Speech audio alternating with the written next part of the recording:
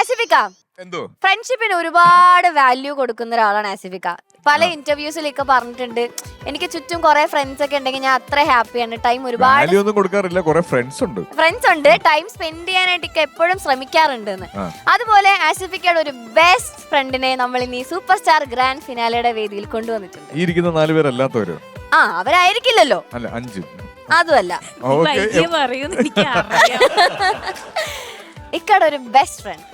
നിങ്ങൾ ഒന്നിച്ച് സിനിമകൾ ചെയ്തിട്ടുണ്ട്. Any guess? ഞാൻ ഒന്നിച്ച് സിനിമ ചെയ്തിട്ടുള്ള കുറെ പേരുണ്ട്. ഒരു നടനല്ല, അത് മാത്രമല്ല. അല്ല. സംവിധായകൻ? സംഗീത സംവിധായകൻ അല്ല. എഴുത്ത് സംവിധായകൻ. പരസ്യങ്ങൾ ഡയറക്ട് ചെയ്യാറുണ്ടോ? ഉണ്ട്. ജിസ് Joy? Yes, Jis Joy. Super star grand finale വേദിയിലേക്ക് ഒരുപാട് സ്നേഹത്തോടെ ജിസേട്ടനെ ഞാൻ സ്വാഗതം ചെയ്യാണ്. മഴ പാടും കുളിരായി വന്നതാരു ഇവളോ, തെന്നലായി തണലായി ഇനിയാരോ ഇവളോ ജിസേട്ടാ, welcome to super star grand finale. Thank you so much. ടിവിയിൽ മാത്രം കണ്ടിരിക്കുന്ന വേദിയാണ്. ഓക്കെ, അപ്പൊ ഞങ്ങൾക്ക് ഒരുപാട് സന്തോഷം കാണാൻ പറ്റിയതില്. ബെസ്റ്റ് ഫ്രണ്ട് അവിടെ ഇരിക്കുകയാണ്. അതെ, ഇന്നലെ കൂടെ കണ്ടുള്ളൂ. ഓ, ബൈസൈക്കിൾ തീവ്സ് മുതലേ ഉള്ള ഒരു ഫ്രണ്ട്ഷിപ്പ് ആണ് നിങ്ങളുടെ? അതോ അതിന് മുന്നേ സ്റ്റാർട്ട് ചെയ്തോ അതോ അപ്പോഴായിരുന്നു? ബൈസൈക്കിൾ തീവ്സ് മുതലാണ്. ഓക്കെ, ഇപ്പൊ ഓൾമോസ്റ്റ് എത്ര, ഒരു 6? അല്ല, ബൈസൈക്കിൾ തീവ്സ് ഇറങ്ങിയിട്ട് 12 വർഷം. Okay, 2013 bicycle thieves. പിന്നെ സൺഡേ ഹോളിഡേ, വിജയ് സൂപ്പറും പൗർണമിയും. പിന്നെ അല്ല, ഇന്നലെ വരെ ഉണ്ട്, കോവിഡ് ടൈമിൽ ചെയ്തത്. പിന്നെ തലവനാണ് ലേറ്റസ്റ്റ്. Yes, okay. പറയൂ, നിങ്ങളുടെ ഫ്രണ്ട്ഷിപ്പിനെ പറ്റി പറയൂ. എങ്ങനെയാണ് ആസിഫ് അലി എന്നുള്ള ഒരു ഫ്രണ്ട്? ആസിഫ് അലി നേരത്തെ പറഞ്ഞ പോലെ തന്നെ, ഇവിടെ ഇൻട്രൊഡക്ഷൻ കൊടുത്ത പോലെ തന്നെയാണ്, ആസിഫിന് ചുറ്റും ഒരുപാട് സുഹൃത്തുക്കളുണ്ട്. അപ്പൊ ഇത് ആസിഫ് അവർക്കൊന്നും ഒരു പവറിൽ ഏൽപ്പിക്കാതെ എല്ലാവരെയും ഒരുപോലെ കൊണ്ടുപോകുന്ന ഒരാളാണ്. ഒരുപാട് ഒരു സുഹൃത്തിന്റെ അടുത്ത് പോലും ഒരു സിനിമാ നടൻ, സിനിമാ താരം എന്ന് പറയുന്ന ഒരു സംഗതിയിൽ ആസിഫ് ഇല്ല. എല്ലാം അത് സെറ്റിൽ മാത്രമേ ഉള്ളൂ. അത് കഴിഞ്ഞാൽ സുഹൃത്താണ്. കട്ട് പറഞ്ഞ ആള് മാറും. പിന്നെ ഈ പറഞ്ഞ പോലെ ആസിഫിന്റെ ഒപ്പം എനിക്ക് പേഴ്സണലി ഒത്തിരി സ്ഥലങ്ങളിൽ ട്രാവൽ ചെയ്യാൻ പറ്റിയിട്ടുണ്ട്. ആസിഫ് ഭയങ്കര ഫുഡ് ലവറാണ്. ഞാൻ അത്രയും വലിയൊരു ഫുഡ് ലവർ ഒന്നും അല്ലായിരുന്നു. പക്ഷെ എനിക്ക് ഇപ്പൊ ആസിഫിന്റെ കൂടെ പോയി എനിക്കിപ്പോ അറിയാം എവിടെയൊക്കെ നല്ല ഫുഡ് കിട്ടും, എന്തോ ഓർഡർ ചെയ്യണം എന്നൊക്കെ. അപ്പൊ അങ്ങനെ ഒത്തിരി നല്ല മെമ്മറീസ് ഉണ്ട് ആസിഫുമായിട്ട്. ഇനി ജിസ് ജോയ് എന്ന് പറയുന്ന ഫ്രണ്ടിനെ കുറിച്ച് എന്താണ് ആസിഫിക്ക് പറയാനുള്ളത്? എതിരെ നിൽക്കുന്നവന്റെ മനസ്സൊന്ന് അറിയാൻ ശ്രമിച്ചാൽ, ജിസ് ഏതൊരാവശ്യത്തിനും എന്തൊരാവശ്യത്തിനും എന്റെ ഫസ്റ്റ് കോള് ജിസിനായിരിക്കും. ഒരു അഭിപ്രായം ചോദിക്കാനാണെങ്കിലും എങ്ങോട്ടെങ്കിലും പോകാനാണെങ്കിലും ഒക്കെ എപ്പോഴും വളരെ മെച്ചുവേർഡ്. എനിക്കുണ്ടായിരുന്ന ഒരു കുറവ് മെച്യൂരിറ്റി ആയിരുന്നു. അപ്പോൾ അത് എനിക്ക് എൻ്റെ കൂടെ നിന്ന് കറക്റ്റ് ചെയ്ത് തന്ന ഒരാളാണ് ജിസ്. പിന്നെ 12 വർഷം എന്നൊക്കെ പറയുമ്പോൾ അറിയാലോ, 8 വർഷം കഴിഞ്ഞ ഒരു കൂട്ടുകാരെ തലയിലാവും എന്നാണ് ശാസ്ത്രം പറയുന്നത്. അപ്പൊ അത് ഓൾറെഡി ഞങ്ങൾ അങ്ങോട്ടും ഇങ്ങോട്ടും തലയിലായി കഴിഞ്ഞു. ഓക്കെ, ഒന്നിച്ച് ചെയ്ത സിനിമകളിൽ എല്ലാം ബെസ്റ്റ് മെമ്മറീസ് ഉണ്ടാവും. പക്ഷെ എന്നാലും നിങ്ങൾ ഏറ്റവും എൻജോയ് ചെയ്തൊരു സിനിമ ഏതായിരിക്കും രണ്ടുപേരും ഒന്നിച്ച്? എനിക്ക് ഓഫ് കോഴ്സ് സൺഡേ ഹോളിഡേ ഭയങ്കര ഇഷ്ടമാണ്. എപ്പോഴും ഒരുപാട് ഫൺ മെമ്മറീസ് ഉണ്ടാവും. അത് എപ്പോഴും ഇങ്ങനെ കൂടിക്കൊണ്ടിരിക്കും, ഫ്രണ്ട്ഷിപ്പ് കൂടുന്ന പോലെ തന്നെ. പക്ഷെ സൺഡേ ഹോളിഡേയിൽ ഒത്തിരി അത്തരം മെമ്മറീസ് കുറേ ഉള്ള പടമാണ്. ഒത്തിരി റിയൽ ആസിഫിനെ ഒരുപക്ഷെ എൻ്റെ സിനിമകളിൽ ഏറ്റവും കൂടുതൽ കാണാൻ സാധിക്കുന്നത് സൺഡേ ഹോളിഡേയിലെ അമൽ എന്ന് പറയുന്ന കഥാപാത്രത്തിലാണ്. ഓക്കെ, സൺഡേ ഹോളിഡേയിലെ ആ ഒരു ഹിറ്റ് സോങ് അല്ലേ, ഡാൻസ് കളിച്ച ആ ഒരു സോങ്, അത് ഭയങ്കര ഒരു ഹിറ്റ് സോങ് ആയിട്ട് മാറിയിട്ടുണ്ടായിരുന്നു. എല്ലാ സ്ഥലത്തും പിന്നെ ഒരു ഡാൻസ് ഒക്കെ കളിച്ച് പിന്നെ പോയൊരു പാട്ടായിരുന്നു അത്. എഴുതിയത് ജിസ്സാണ്. അർത്ഥമില്ലാത്ത വാക്കുകൾ വെച്ച് എങ്ങനെയാണ് ആ കടികട്ടി വാക്കുകൾ വെച്ച് ആ ഒരു പാട്ട്? 3-4 പാട്ട് വേറെ എഴുതിയിട്ടുണ്ട് തന്നെ. ആ വരികളൊന്ന് പറഞ്ഞേ പ്ലീസ്. കണ്ടോ നിന്റെ കണ്ണിലൊരു പ്രചണ്ഡനം, പ്രക്ഷോഭനം, ദൃഷ്ടാടനം, തുപ്ലോദയം, ഹുമേളനം. പാടിയ ആളിവിടെ ഉണ്ട്, അൻവർ സാഹത്തോട് ഇരിപ്പുണ്ട്. പാട്ടൊന്ന് കേൾക്കാം. ഇത് ഈ പാട്ടിന്റെ പ്രശ്നം എന്താ പറഞ്ഞാൽ, ഈ പാട്ട് വെച്ച് ഞാൻ ഡാൻസ് ചെയ്യണം, ഇതിന് ലിപ്പുണ്ട് കേട്ടോ. വരികൾ നമുക്ക് ഓർത്തിരിക്കണല്ലോ, അതൊരു വലിയ പ്രശ്നമായിരുന്നു. ക്ലോസ് വരുമ്പോ ഈ വാക്കുകളെല്ലാം ഞാൻ ഓർത്തിരുന്നിട്ട് ലിപ്പ് ചെയ്യണ്ടേ. ഞാൻ ഓരോ ടേക്ക് കഴിയുമ്പോൾ ഞാൻ ജിസിനെ ഇങ്ങനെ നോക്കുകയും. അതെ, ഇങ്ങനെയൊക്കെ സാർ അനുപലവിലേക്കൊക്കെ വരുമ്പോഴേ, നീ അറിഞ്ഞോ പെണ്ണെ പാരിക്ഷോപ്തിയായോ തുലോം തുച്ഛോ മോഹിച്ചല്ലോ ഞാൻ. ഇത് പാട്ട് ദീപക് ദേവ് കമ്പോസ് ചെയ്ത് തരുന്നത് ഷൂട്ട് ചെയ്യുന്നതിന്റെ തലേദിവസം രാത്രിയാണ്. ഓക്കെ. അപ്പൊ പിറ്റേ ദിവസം എനിക്ക് ഷൂട്ട് ചെയ്യണം. അപ്പൊ അന്ന് രാത്രി ഇരുന്നിട്ട് എഴുതിയ പാട്ട്. അപ്പൊ പഠിക്കാനൊന്നും ഇവർക്ക് സമയം കൊടുത്തിട്ടില്ല. രാവിലെ 9 മണിക്ക് തുടങ്ങിയ ഡാൻസ് ആണ്. ഓക്കെ. എങ്ങനെയൊക്കെ ഒപ്പിച്ചു എന്ന് വേണേൽ പറയാം. ഷാസിഫ് കൃത്യമായിട്ട് ലിപ്പ് പിടിച്ചു. അതാണ്. Okay, Shanikka. Hello dear. Yes, ആദ്യം തന്നെ welcome to super star grand finale. Thank you so much. പിന്നെ ഈ പറഞ്ഞ പോലെ ഇന്ന് എന്താ പറയാ, ഇന്ന് ഓരോ മൊമെന്റും നമുക്ക് മെമ്മറബിൾ ഇങ്ങനെ ആയിക്കൊണ്ടിരിക്കുകയാണ്. വളരെ പ്രഗത്ഭരായ വ്യക്തികൾ ഇങ്ങനെ സ്റ്റേജിൽ ഇങ്ങനെ മാറി മാറി വന്നുകൊണ്ടിരിക്കുകയാണ്. So we are all happy to have you here. പിന്നെ ഓഫ് കോഴ്സ് നിങ്ങളുടെ പടങ്ങളുടെ വലിയൊരു ഫാനാണ് ഞാൻ. Thank you. അങ്ങനെ പ്രത്യേകിച്ച് പറയുന്നില്ല. And you have given us beautiful songs also. ദീപകേട്ടനിലൂടെ ഒരുപാട് പാട്ടുകൾ നമുക്ക് തന്നിട്ടുണ്ട്, ആസിഫിനും. And you know so happy to have you here man. Thank you so much. Thank you. Sharath sir. Yes. Sir ഓർക്കുന്നുണ്ടോ സാർ? ഞാൻ ഓർക്കുന്നതേ ഇല്ല. ഇല്ലല്ലോ. എനിക്കറിയേയില്ല. അല്ല, പക്ഷെ എനിക്ക് എവിടെ ഒരു ഓർമ്മ കിടക്കുന്നത്, അത് കൃത്യമായില്ലെങ്കിൽ ചുമ്മാ എടുത്തിട്ട് പറഞ്ഞിട്ട്. ശരത്തേട്ടനെ ഒരു സിനിമയിൽ എന്നെ അഭിനയിപ്പിച്ചിട്ടുണ്ട്. ഷാനിക്ക മഹാഭാവി. ക്ലൂ തരാം. കൂടെ ജാസി ഗിഫ്റ്റ് ഉണ്ടായിരുന്നു, ചിത്രായരും ഉണ്ടായിരുന്നു. ഞങ്ങളായിട്ട് തന്നെ മത്സരത്തില്. ഇതുപോലെ മോഹൻകുമാർ ഫാൻസ് എന്ന് പറയുന്ന സിനിമയില് Kunchacko Boban reality show singer ആയിരുന്നു. അപ്പൊ ജഡ്ജസ് ആയിട്ടുണ്ടായിരുന്നത് ശരത്തേട്ടനും പിന്നെ ചിത്രായരും ജാസി ഗിഫ്റ്റും ആയിരുന്നു. എങ്ങനെയുണ്ടായിരുന്നു അഭിനയം? മികച്ച അഭിനയം. റിയലായിരുന്നു. റിയൽ ശരത്തേട്ടനായിട്ട് തന്നെയായിരുന്നു. അങ്ങനെ തന്നെയായിരുന്നു.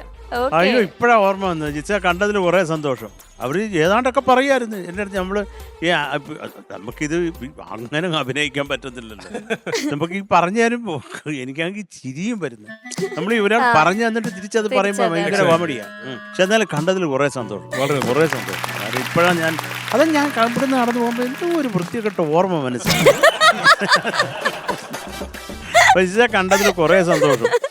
കാര്യം എല്ലാ പടങ്ങളും നമ്മൾ കണ്ടുള്ളതാണ്, നമുക്ക് കുറേ ഇഷ്ടമാണ്. പിന്നെ നിങ്ങളുടെ ഫ്രണ്ട്ഷിപ്പിൻ്റെ കാര്യം പറഞ്ഞപ്പോൾ സത്യം പറഞ്ഞാൽ അത് കേട്ടപ്പോൾ ഒരു വല്ലാത്ത ഒരു കുളിര്. കാര്യം എൻ്റെ ഒരു ഫ്രണ്ട്, എനിക്ക് ഒറ്റ ഫ്രണ്ടേ ഉള്ളൂ, ഒരു മഹസും ഷാ. അവൻ ആക്ട് ചെയ്ത ഒരു ഫിലിം ഇവിടെ ഒരു ഷോ ഇട്ടിട്ടുണ്ടായിരുന്നു. ആ ഒരു ബെഹറിൻ പ്രൊഡക്ഷൻ ആയിരുന്നു. അപ്പം അവൻ വന്നിട്ട് അവൻ ഇന്ന് ഉച്ചയ്ക്ക് വന്ന് എന്നെ കണ്ടിട്ട് പോയി. അപ്പം അത് അവന് ഒരാളേ ഉള്ളൂ നമ്മുടെ ഒരു ആത്മാർത്ഥ ഫ്രണ്ട്. അപ്പോൾ അതൊക്കെ ഞാനിങ്ങനെ അവനുമായിട്ടൊക്കെ കണക്ട് ചെയ്തു.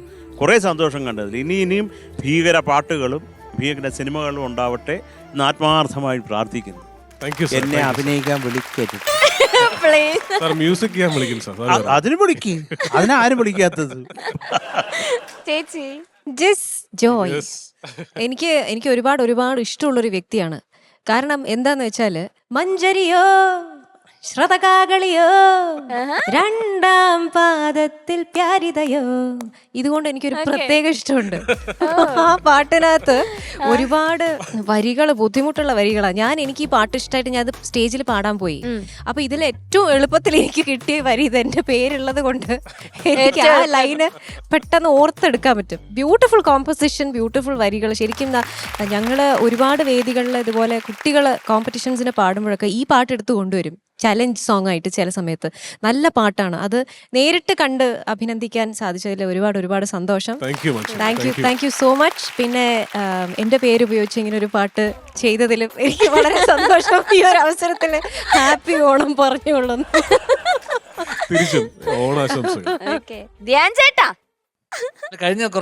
കഴിഞ്ഞ മാസം കണ്ടു ജിസേട്ടനെ.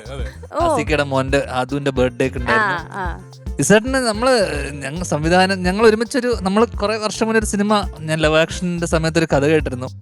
അന്നത് വേറെ കുറെ കാരണങ്ങൾ കൊണ്ട് നമ്മളത് ചെയ്യാൻ പറ്റിയില്ല. ജിസേട്ടനെ കുറിച്ച് പറയുമ്പോൾ എനിക്ക് എൻ്റെ കുട്ടിക്കാലത്തെ സിനിമകളൊക്കെയാണ് ജിസേട്ടന്റെ ശബ്ദത്തിൽ. മറ്റേ ഹാപ്പി ബണ്ണി അത് പറയണല്ലോ. ആര്യ 2007 നീ കുട്ടിയാണ്. ഞാൻ കുട്ടിയാണ്. ഞാനിപ്പോഴും അല്ല ജിസേട്ടാ, പ്ലീസ്. ഒരുപാട് സ്ഥലത്ത് ചെയ്തിട്ടുണ്ട്, പക്ഷെ നമ്മുടെ പ്രേക്ഷകർക്കും കൂടെ വേണ്ടിട്ട് ഒന്ന് ഏതെങ്കിലും ഒരു ഡയലോഗ് പ്ലീസ്. പിന്നെന്താ, അതൊന്നും റിക്വസ്റ്റ് ചെയ്യേണ്ട കാര്യം. ഇപ്പൊ പറയുമ്പോ പോലെ അത് തന്നെ. എന്റെ അടുത്ത് കഴിഞ്ഞ സാറ് പറഞ്ഞു ഈ അല്ലു അർജുന്റെ ശബ്ദം ഒന്ന് മിമിക്രി ചെയ്യാവോന്ന്. അല്ലുവിന്റെ ശബ്ദം ഞാൻ എങ്ങനെ മിമിക്രി ചെയ്യുന്നത്? ഇത് തന്നെയല്ലേ ശബ്ദം.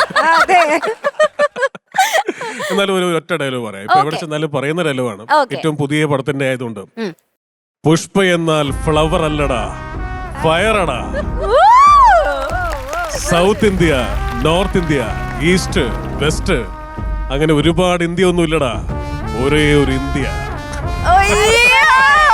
Super super super. ധ്യാന്റെ കാര്യം പറഞ്ഞപ്പോഴേ ആ ഞാൻ ചേട്ടൻ ചെയ്യൂ ഇത്. ധ്യാനും വിനീതുമായിട്ടുള്ള സൗഹൃദത്തെക്കാൾ ഏറെ എനിക്ക് സൗഹൃദമുള്ള ഒരാള് ശ്രീനേട്ടനാണ്.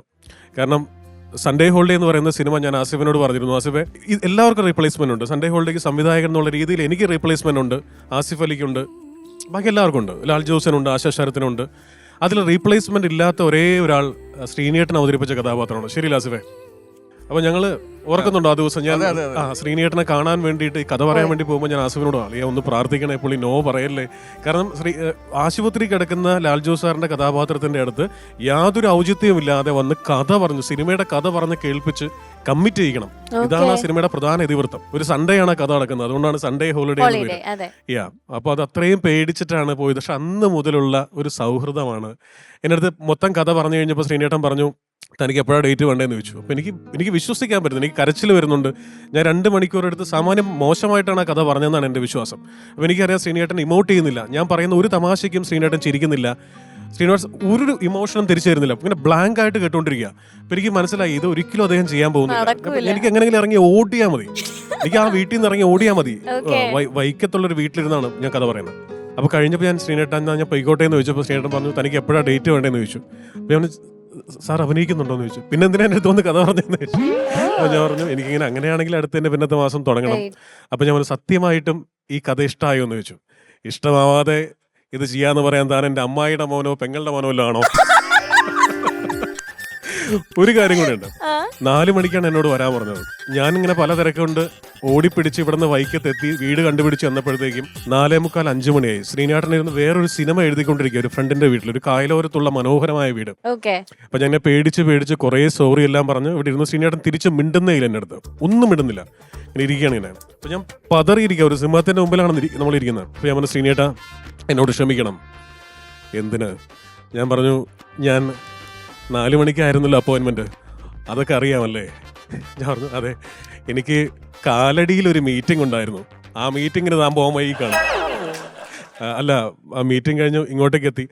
അപ്പം എന്നടുത്ത് പറഞ്ഞു എടോ ഒരു ആളടുത്ത് പോകുമ്പോൾ ഒരു കാരണവശാലും ലേറ്റ് ആവരുത്, തൻ്റെ തിരക്ക് മാത്രമല്ല ഇവിടെ ഇരിക്കുന്നവർക്കും തിരക്കുണ്ട്. ഓക്കെ കഴിഞ്ഞു, ഇനി എൻ്റെ ഉള്ളിൽ ദേഷ്യമില്ല, ഇനി അത് താൻ ആലോചിക്കണ്ട, കഥ ഫ്രഷായിട്ട് പറഞ്ഞോളൂ. അങ്ങനെയാണ് ഞങ്ങളുടെ സൗഹൃദം. പിന്നീട് അത് കഴിഞ്ഞ് ചെയ്ത മോഹൻകുമാർ ഫാൻസിലും അദ്ദേഹം നല്ലൊരു വേഷം ചെയ്തിരുന്നു.